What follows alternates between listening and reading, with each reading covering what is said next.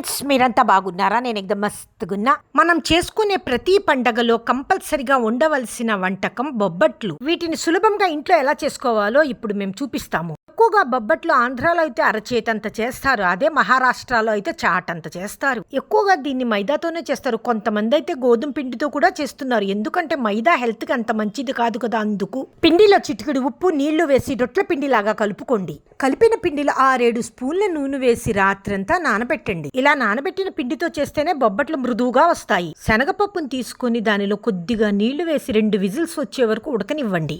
పప్పు చల్లారిన తర్వాత దానిలో యాలకుల పొడి, సరిపడినంత బెల్లం వేసి మిక్సీ పట్టండి. బెల్లం కలుపుకున్న పిండిని చిన్న చిన్న ముద్దలుగా చేసుకుని రెడీగా పెట్టుకోండి. ఈ ముద్దను మైదా పిండిలో పెట్టి చపాతీల్లాగా ఒత్తుకోండి. పెనంపై నెయ్యిని వేసి బొబ్బట్లను కాల్చుకోండి. ఫ్రెండ్స్, మా వీడియోస్ మీకు నచ్చినట్లయితే, ఇంకా చూడాలి అని ఆసక్తిగా ఉంటే please like, share and subscribe to cute baby Klin Kaara.